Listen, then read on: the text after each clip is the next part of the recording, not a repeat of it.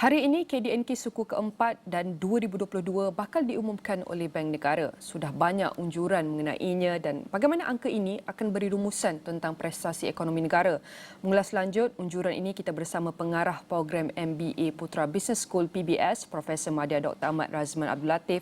Terima kasih Doktor kerana sudi bersama saya pada pagi ini dan ini adalah beberapa jam sahaja akan diumumkan kadar KDNK suku keempat dan 2022. Jadi ini adalah detik-detik kemuncak yang kita nak bincangkan. Jadi sebelum ini saya dah pernah tanya doktor banyak kali, namun disebabkan kita berada di momen-momen yang beberapa lagi je sebelum kita ketahui iaitu angka KDNK untuk 2022. Jadi doktor, sekali lagi apakah jangkaan doktor untuk KDNK yang akan diumumkan pada hari ini dan apakah faktor yang mempengaruhi jangkaan ini? Ya Nina, apabila kita mahu mendengar unjuran ataupun apakah peratusan yang akan diumumkan untuk KDNK negara pada tahun 2022, saya melihat dari sudut positifnya ianya memang akan menunjukkan kadar yang positif, dan apabila kita lihat KDNK pada suku tahun ketiga tahun 2022, jumlah KDNK yang dilaporkan semasa itu adalah merupakan jumlah yang tertinggi dalam sejarah kita. Dan apabila KDNK untuk suku tahun keempat ni dijangka juga kekal meningkat positif, macam Abang Islam kata mungkin sekitar 4.3% sekian rupa, maka saya melihat ini juga akan menjadi jumlah KDNK yang terbesar juga. Mungkin sekitar lebih daripada 390 bilion untuk suku tahun keempat itu. Dan apabila kita rumuskan secara keseluruhan KDNK pada tahun lepas dijangka akan melebihi 8%, maka ini juga merupakan pertumbuhan KDNK yang tertinggi, antara yang tertinggi di Asia Tenggara. Oleh itu, prospek positif untuk tahun 2023 ini juga boleh disandarkan daripada apa yang telah kita capai tahun lepas, kerana apabila kita merujuk faktor-faktor yang menyebab kita berjaya mencatatkan pertumbuhan yang agak cemerlang lah, saya anggap ini adalah berpunca daripada banyak orang kata fundamental ekonomi itu sendiri yang kita berjaya memperolehi hasil yang cukup tinggi dan kekal kompetitif. Tetapi kita fahamlah bahawa dalam tahun 2023 ni cabarannya lain daripada apa yang kita alami tahun lepas. Baik, betul itu doktor yang doktor katakan, cabaran yang apa yang kita alami sebelum ini lain dan apa kita alami sekarang lain, termasuk juga dengan kalau kita bandingkan masalah atau cabaran 10 tahun lepas. Jadi untuk kita lihat prestasi ekonomi yang beri sumbangan kepada pembangunan negara kita, doktor boleh kongsikan bidang atau sektor yang bakal kerajaan berikan tumpuan khusus bagi memacu pantas ekonomi negara? Ya, apabila kita melihat apakah orang kata bidang yang kita patut fokuskan, kita amat bertuah lah kerana tahun lepas kita masih lagi mampu menjadi antara negara yang menyumbang dalam sektor pembuatan ataupun manufacturing, electrical, dan juga kita punya komoditi seperti minyak sawit, oil and gas, semuanya mencatatkan pulangan yang tinggi kerana harga yang kekal tinggi dan melebihi daripada ramalan sebelum ini. Oleh itu, sektor-sektor ini kekal menyumbang hasil yang signifikan kepada pendapatan kita tahun lepas. Namun, kita tidak boleh kata terus mengharapkan sektor-sektor ini akan kekal menyumbang, kerana bila kita lihat laporan daripada sebagai contoh Asian Development Bank merujuk kepada pertumbuhan KDNK tahun hadapan di Asia Tenggara, mungkin purata lebih kurang 5.5%, sedikit rendah daripada apa yang berlaku tahun lepas. Tetapi apabila kita melihat pertumbuhan KDNK Malaysia untuk tahun ini, dijangka walaupun kekal positif sekitar 4 hingga 5.5%, namun pertumbuhan itu dijangkakan lebih rendah berbanding negara Asia Tenggara yang lain seperti Indonesia, Filipina dan juga Vietnam. Oleh itu, untuk memastikan bahawa kita kekal berkembang dari segi sumbangan ekonomi, dari segi kefahaman dan juga daya saing itu industri yang perlu difokuskan untuk tahun ini adalah yang berbentuk teknologi tinggi. Kita lihat tak lama lagi lapangan terbang Subang akan dibangunkan menjadi hub aero angkasa. Itu adalah teknologi tinggi.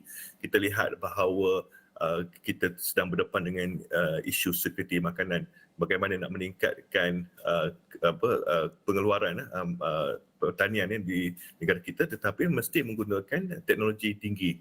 Itu yang kita harapkan dalam tahun ini, pengkhususan kepada ekonomi digital, pengkhususan kepada otomasi dan juga digitalisasi di kalangan perniagaan dan juga industri, supaya kita tidak kekal di takuk lama, iaitu hanya menjadi negara pengeluar komoditi-komoditi yang saya anggap dah menjadi tradisi lah, oil and gas dan juga minyak sawit. Selain daripada kerajaan memberi tumpuan kepada tumpuan khas ataupun khusus kepada ekonomi digital, kita nak sentuh pula kepada dasar dan polisi, terutama yang melibatkan aspek pengurusan fiskal kerajaan sedia ada. Ada perlu diteruskan full speed ahead dalam menangani pengurusan kewangan negara, atau perlu ditambah baik dengan sedikit penyelarasan yang sesuai dengan situasi semasa. Bagaimana, Doktor? Saya lihat ucapan Perdana Menteri dan juga apa saja yang diumumkan oleh kerajaan sejak kebelakangan ini menampakkan usaha kerajaan untuk berterusan menaik taraf fasiliti, kemudahan dan juga aset kerajaan untuk menyediakan perkhidmatan yang terbaik untuk rakyat, terutama dari segi menangani kos sara hidup. Namun semua ini memerlukan perbelanjaan yang besar. Pada masa yang sama, kerajaan mahu mengurangkan ketirisan, pembaziran dan tidak juga mahu terus menanggung hutang yang tinggi. Oleh itu, dari segi aspek pengurusan fiskal, memang ada ura-ura lah yang tanya adakah ini bermakna cukai baru akan diperkenalkan, adakah GST akan kembali, adakah alternatif lain untuk meningkatkan pendapatan tanpa perlu membebankan lagi rakyat dengan pelbagai jenis cukai ataupun peningkatan kadar cukai sedia ada. Oleh itu, saya melihat apa yang akan dilakukan oleh kerajaan, terutamanya dalam pengumuman bajet 2023 pada akhir bulan ini, akan lebih menjurus kepada pengurusan perbelanjaan yang lebih mampan, yang lebih berhemah.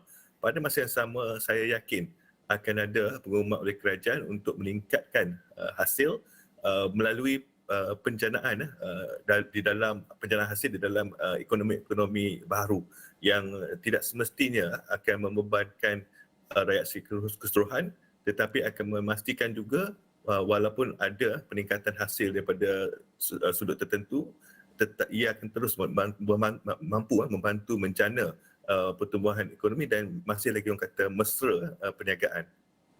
Seperti doktor kata tadi, Malaysia pun sedang mencari pelbagai atau alternatif untuk mencari sumber pendapatan baru daripada sektor-sektor baru, dan termasuk juga dengan Bank Dunia juga gesa Malaysia sendiri untuk cari sumber pendapatan baru.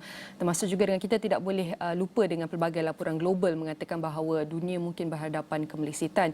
Jadi apa lagi yang boleh tolong isi poket ekonomi di samping batu rakyat untuk mengharungi apa jua cabaran serta melonjakkan produktiviti negara? Sebelum ini ada pakar-pakar ataupun analisis mengatakan bahawa kita harus beri fokus kepada cukai, bukan memperkenalkan cukai baru, tapi kita perlu restructure balik cukai ini. Adakah ini kita perlu beri tumpuan khusus kepada cukai, atau ada ataupun aspek bantuan lain, usaha lain yang boleh kita beri tumpuan untuk isi poket ekonomi ini, Doktor? Itulah, bagi saya, kalau setakat mahu memperkenalkan cukai baru, menaikkan kadar, ini nampak jalan mudah tetapi tidak semestinya efektif. Bayangkan kalau kita nak kenakan GST. GST ini adalah tax on consumption untuk perbelanjaan. Tapi kalau rakyat dah tak berbelanja, macam mana nak kutip cukai tersebut?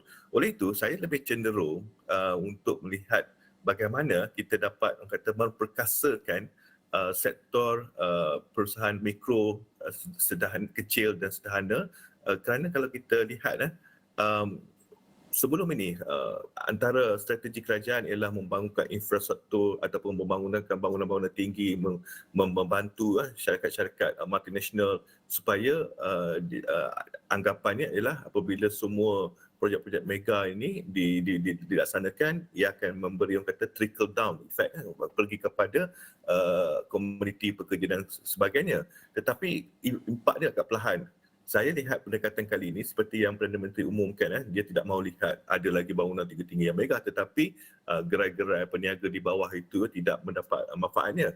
Saya lihat kali ini kalau kita dapat fokuskan kepada membangunkan industri PKS, perusahaan kerja sederhana, yang sebenarnya merupakan industri yang menggaji lebih ramai pekerja berbanding dengan syarikat-syarikat intersenarai di bursa itu, maka ini akan memberi impak yang serta-merta, iaitu apabila kita memastikan mereka mampu menjana pendapatan yang lebih tinggi, secara automatiknya hasil cukai daripada cukai korporat, cukai persendirian akan meningkat walaupun kadar tak dinaikkan, walaupun cukai baru tidak diperkenalkan, tetapi kerana apabila mereka sudah mampu menjana hasil pendapatan yang lebih tinggi, sekaligus akan menyumbang hasil kepada kerajaan melalui cukai ini dengan lebih tinggi. Itu yang saya lihat sesuatu yang boleh dilakukan.